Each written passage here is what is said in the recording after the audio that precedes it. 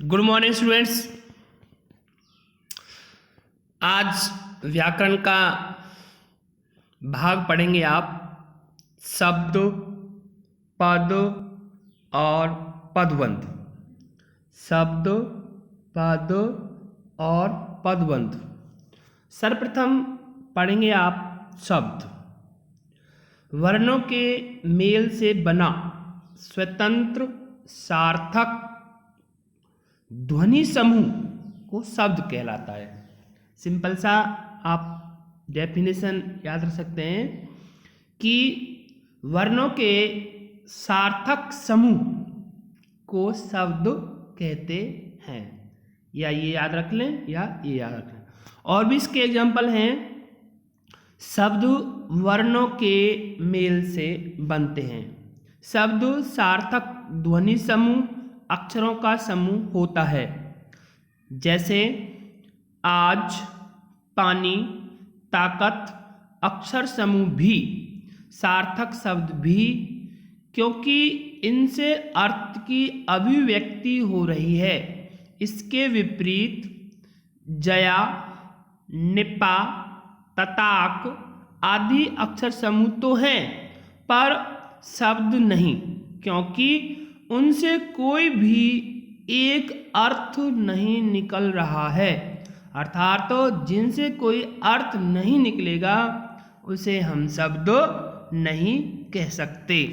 हम केवल शब्द उसको कहेंगे जिससे साधारण अर्थ निकले।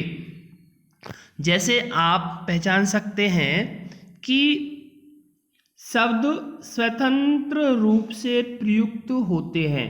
शब्दों का जो है, शब्द हमेशा अपने आप में फ्रीडम होते हैं और वो प्रयुक्त होते हैं कहाँ? वर्णों का वही समूह शब्द कहलाता है जिसका प्रयोग स्वतंत्र रूप से होता है। जैसे लड़का, लड़की, कंप्यूटर, महासागर आदि। शब्द का महत्व क्या है? अब आपको शब्द का महत्व पहचानना है कि शब्द को भाषाई अभिव्यक्ति का मूल आधार कहा गया है। शब्दों के द्वारा ही हम अपने आसपास के वातावरण, वस्तुओं, प्राणियों, व्यक्तियों, क्रियाओं, भावनाओं तथा विचारों को व्यक्त करते हैं। उपयुक्त शब्द के अभाव में हम अपने विचारों को व्यक्त करने में असफल रहते हैं। इस प्रकार शब्द का भाषा में अत्यधिक महत्व है। शब्द भाषा का वैभव है, संपदा है। वैभव माने धन, दौलत, संपत्ति। इसलिए यहाँ पर कह दिया है कि शब्द भाषा का वैभव है, माना जाने वाला है। शब्द भंडार किसी भाषा में प्रयोग हो रहे या हो सकने वाले सभी समूहों के समूह को उस भाषा का शब्द भंडार कहते हैं। जिस भाषा का शब्द भंडार जितना अधिक विशाल होता है वह भाषा उतनी ही सफलदायक होती है। इस प्रकार भी आप इसे पूर्ण रूप से कर सकते हैं और देख सकते हैं। तो यहाँ आपको पूर्ण रूप सफलता के लिए ये कार्य करना है। आगे भी आप देख सकते हैं। आगे क्या है? शब्द भंडार कहते हैं जिस शब्द का शब्द भंडार जितना अधिक विशाल होता है वह भाषा उतनी ही समृद्ध मानी जाती है।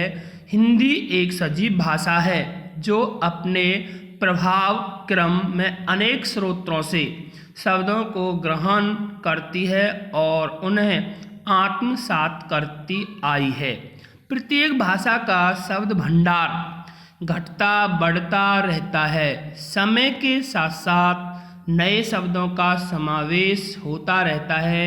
जैसे इंटरनेट, वेबसाइट, चिप आदि नए शब्द आजकल जुड़े जा रहे हैं। अर्थात इनका तात्पर्य है कि समय के अकॉर्डिंग जो हमारा पुराना शब्द भंडार है उसके अलावा नया शब्द भंडार भी आता रहता है। अब आता है यहाँ पर पद। पद किसे कहते हैं? प्रत्येक स्वतंत्र सार्थक वर्ण समूह शब्द कहलाता है। ये आपने ऊपर पढ़ लिया कि स्वतंत्र सार्थक वर्णों के समूह को हम शब्द कहते हैं, किंतु वाक्य में प्रयुक्त होने पर वह स्वतंत्र नहीं रहता। वाक्य में प्रयुक्त रहने पर वह स्वतंत्र नहीं रहता। व्याकरण के नियमों तथा कारकीय विभक्तियों के योग से उसमें परिवर्तन आ जाता है। वाक्य में प्रयुक्त शब्द पद कहलाता है, यानी कि वहाँ तो उसका सार्थक समूह होता है, लेकिन वाक्य में सार्थक समूह न होकर वाक्य के अनुसार ही उसमें परिवर्तन आ जाता है। उसे वाक्य में प्रयुक्त पद, जो प्रयुक्त शब्द है उस शब्द को ही पद कहते हैं। व्याकरण के नियमों से बंधे वाक्य में प्रयुक्त शब्द को पद कहते हैं। यह डेफिनेशन भी आप नियम सिंपल रूप से याद कर सकते हैं कि व्याकरण के नियमों से बंधे वाक्य में प्रयुक्त शब्द को पद कहते हैं, क्योंकि व्याकरण के नियमों के अनुसार ही वह कार्य करता है। कौन सा? शब्द। तो यहाँ इस डेफिनेशन को भी आप आसान तरीके से याद कर सकते हैं। उदाहरण दे रहा है वो, रवि मोबाइल खरीदा, दिल्ली हॉट, दक्षिण दिल्ली। पद, ये तो है शब्द। अब ये शब्द किस में प्रयुक्त होंगे? वाक्य में। कैसे होंगे? कि रवि ने मोबाइल खरीदा। यहाँ पर सिंपल सा होगा कि रवि ने मोबाइल खरीदा, तो रवि ने मोबाइल खरीदा। अब यहाँ पर जो मोबाइल है, रवि है, खरीदा है, इसके व्याकरणिक दृष्टि से अर्थ होंगे, जैसे कि रवि संज्ञा, मोबाइल कर्म, खरीदा क्रिया। इस प्रकार के शब्दों को देखना होगा। तो यहाँ व्याकरण की दृष्टि से शब्द के अनेक अर्थ प्रयुक्त हो गए हैं, इसलिए यहाँ पर इसका अर्थ भी अलग ही माना जाएगा।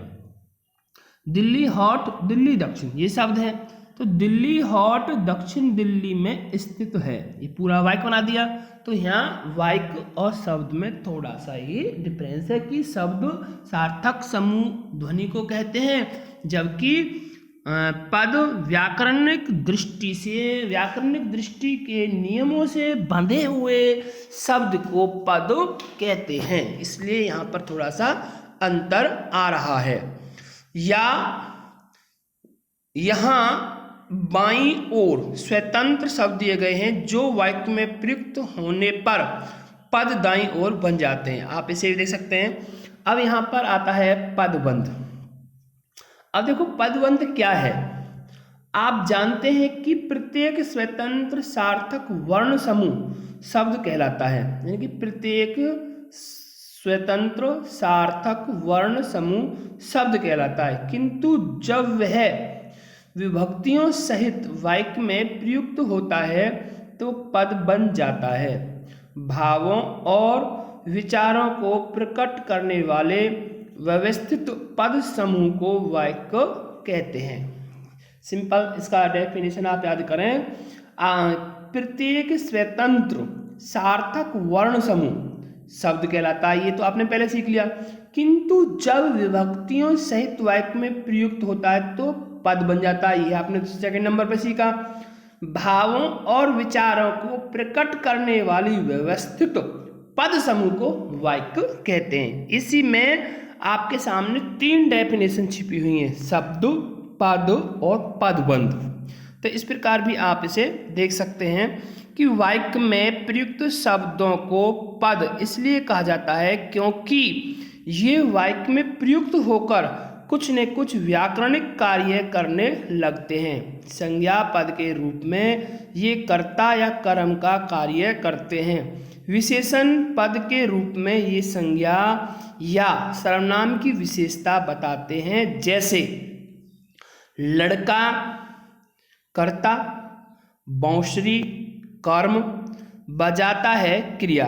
इस वाक्य में लड़का संज्ञा, कर्ता, बांसुरी संज्ञा कर्म का और बजाता है क्रिया का काम कर रहे हैं। अब उपयुक्त वाक्य को नए ढंग से लिखते हैं। वाक्यों के मोटे छपे शब्दों पर विशेष आपको ध्यान देना है। बच्चों यहाँ तक आपको काम करना है 1 पेज का ही। उसके बाद आपको और काम कराएंगे। पहले इन आपको 3 चीज़ों को याद करना है, शब्द, पद, पदबंध और इनके एग्जाम्पल और इनके शब्द भंडार। उसके बाद आपको आगे पढ़ाएंगे। यहाँ तक वीडियो देखने के लिए सभी छात्रों के लिए बहुत बहुत धन्यवाद।